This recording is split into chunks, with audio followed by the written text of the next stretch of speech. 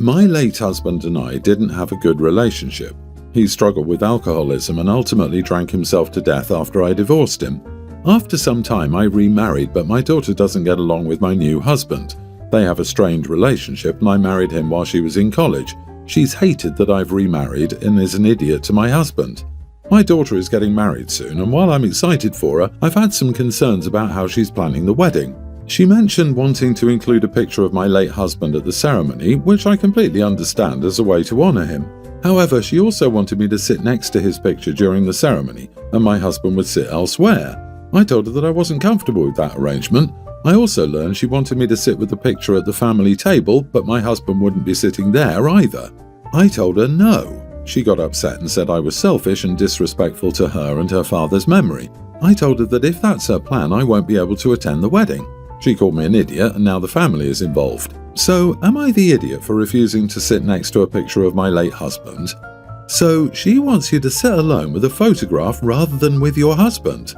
Tell her you're going to put a little shot glass in front of the picture and then keep adding another glass every 20 to 40 minutes just to add a touch of authenticity while you sit beside your husband at whatever row or table she puts him at. OP, please give in to your daughter and do this, and take pictures. Also, just kidding, while the idea is lovely, just don't. You're not the idiot. Honestly, the thought is super creepy and morbid to me. Mom's alive and vibrant with a partner and a new lease on life. She's to sit next to a deceased person's photo whom she divorced due to his alcoholism, like she's on display at a circus sideshow. Wait, I think it's traumatic as well. Tell her you'd both be happy to sit with other guests and not be part of the formal wedding party. I think the daughter has this idyllic view of her parents sitting together at her wedding, and she wants to make it happen, even if it's in make-believe land. Does the bride not hear herself? Nuts is the right word. She's just unhealthily attached to her dead father, which is why she hates the new husband. Including a photo of her dad is sweet, but having you sit next to a photo, especially considering your history with him, is ghoulish. You divorced, and that's not a light decision. You had to make a hard choice in life to no longer tie yourself to him, and having you sit next to a photo of him ties you back together in his death. There are ways of honoring the dead and remembering them during milestones, but your daughter doesn't get to disrespect the living to do so. If she's grown enough to get married, she's grown enough not to be this silly. I'm an orthodontist, 35, married to a wonderful woman, 33. Her family's always been great, but I recently had to set a boundary. My brother-in-law asked me to do free orthodontic work for his kids. I told him I couldn't, that I don't do free treatments, even for family. He got angry, saying I'm selfish and greedy because I'm successful. He made snide comments about doctors making a lot of money. When he said, "What's a few $1,000s to you?" I told him my bank account isn't a piggy bank for family members. I explained it's about principle, fairness and consistency in my practice.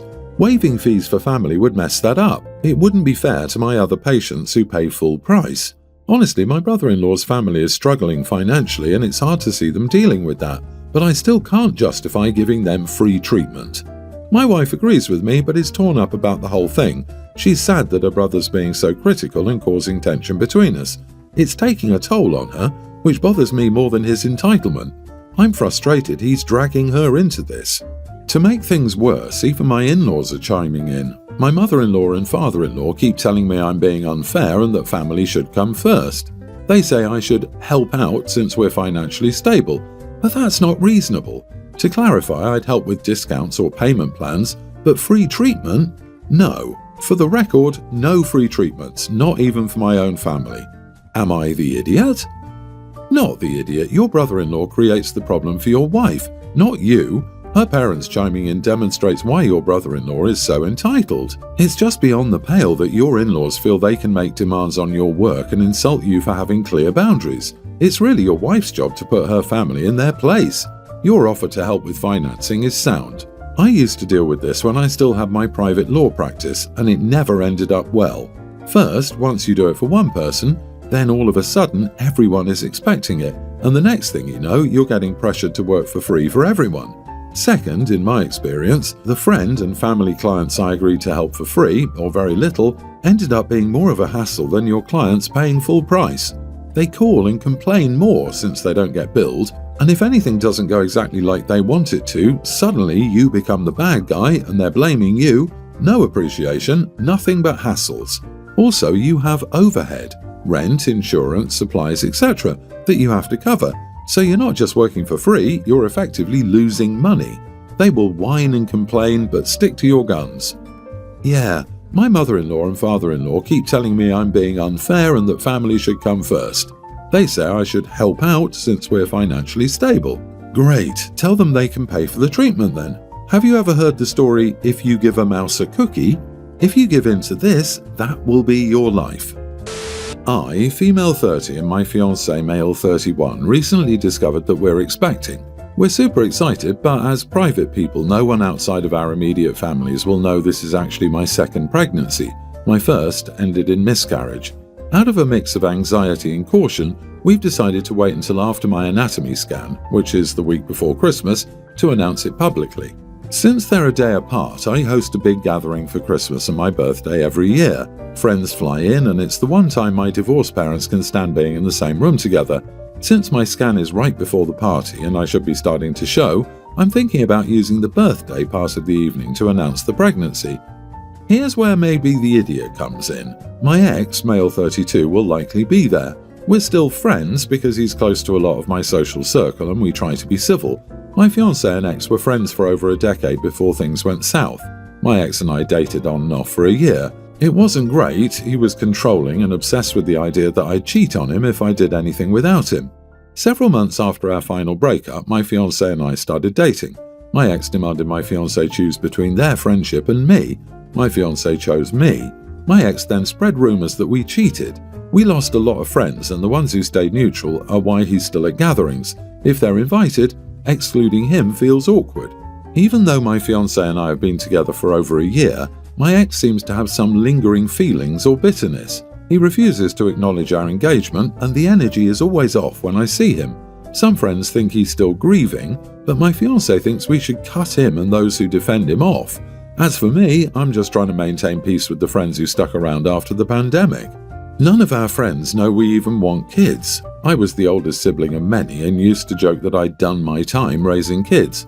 I had an IUD and was actually scheduled for a tubal ligation, but I got pregnant against all odds. That first pregnancy and the subsequent miscarriage changed my heart about having kids.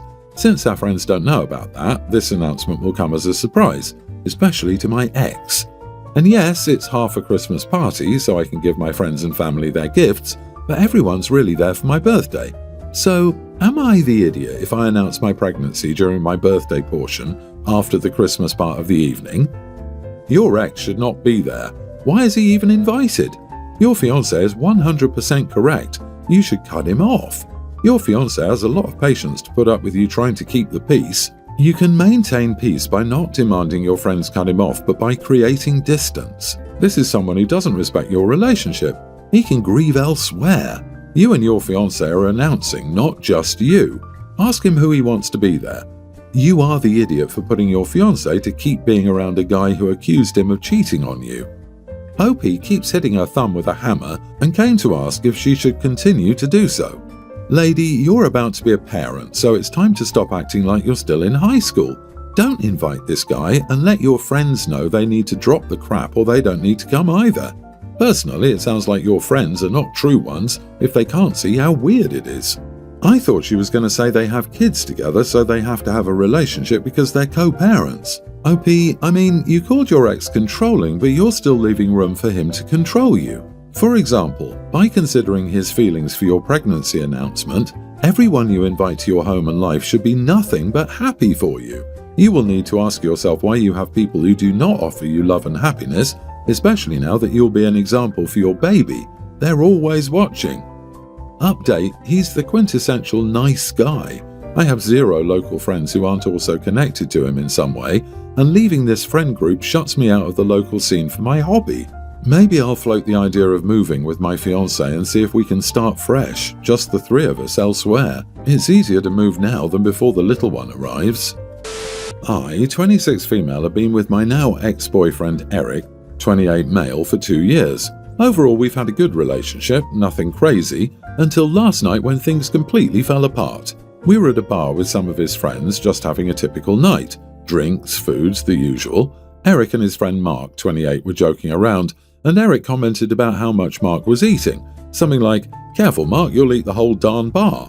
It seemed harmless at first, just typical guy humour, but then Mark looked right at me and said, "If only she knew."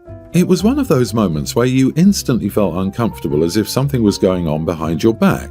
I had no idea what Mark was talking about, and the whole vibe at the table shifted. But before I could even react, Eric exploded. He went off on Mark, screaming at him to shut up, and even tried to get physical. His other friends had to hold him back. Mark didn't really react, which only made Eric angrier. The whole thing was awkward as heck, and we ended up leaving early. When we returned to my place, I couldn't stop thinking about that comment. So I asked Eric, what did Mark mean by, "if only she knew"? What don't I know? And instead of answering me like normal, Eric lost it again. He started yelling at me, telling me to drop it and stop being paranoid. He dodged every question, getting more angry whenever I brought it up. I wasn't trying to pick a fight, I just wanted to know what was happening. It felt like something important was being hidden from me, and I wasn't about to let it slide. But he'd get more defensive and angry every time I asked. Finally, he stormed out of my apartment. He doesn't live with me, so I locked the door and called it a night. I didn't hear from him until this morning, and when I did, it was just more angry texts telling me to drop it and leave him alone. At that point, I was done. I won't sit around and be treated like I'm crazy for asking a simple question.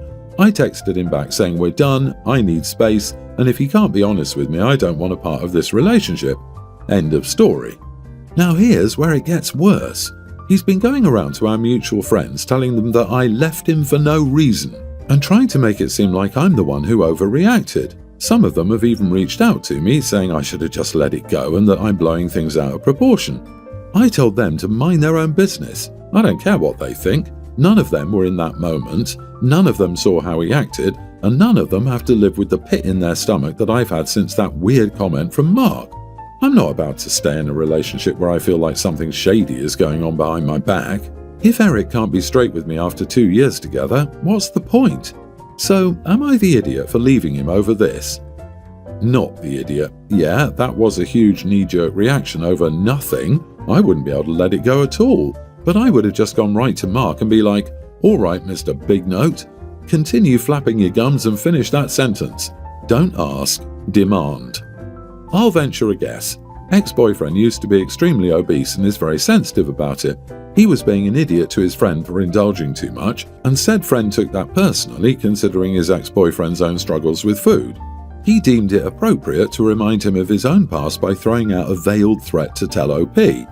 I think eating through the whole bar being thrown back at your boyfriend sounds like Mark implied your boyfriend was cheating on you with everyone and their mother. Judging from the boyfriend's reaction, the accusation was 100% spot on. Remind your friends that you're allowed to break up for any reason at any time without permission from anyone else, and if they stay with someone who verbally abuses them, that's their choice, but it's not yours. I'm with you, he was out of line.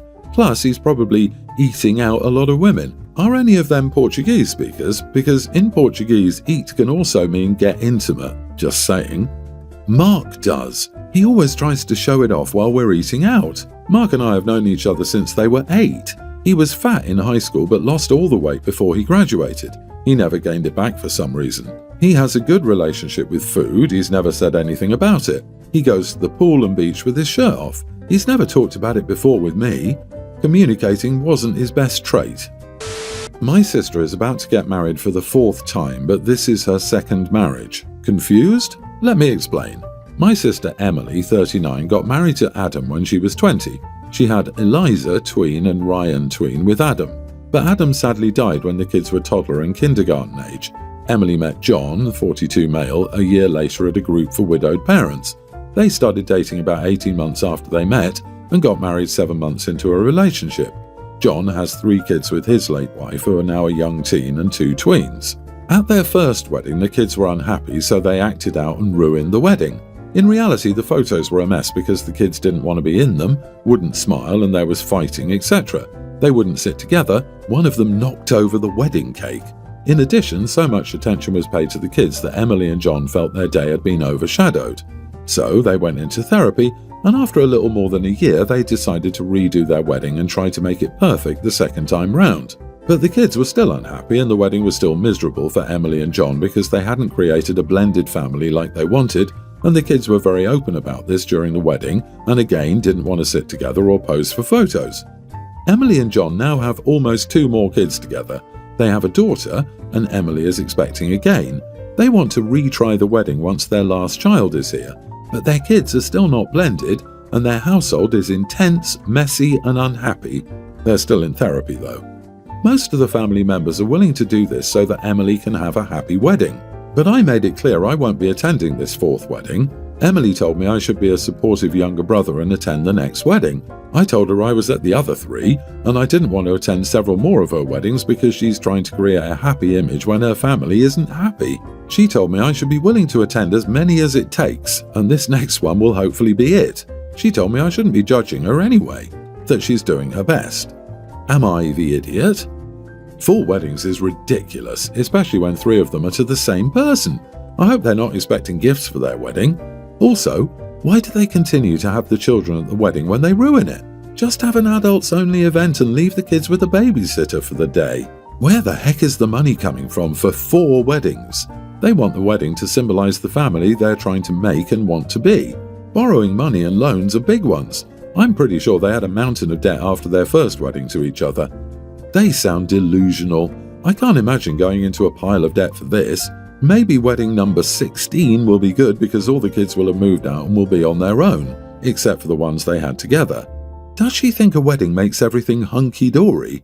How nuts! Just tell them maybe you'll catch the next one. Clearly this one isn't going to go any better. Not the idiot for not being a guest star in her Groundhog Day wedding edition.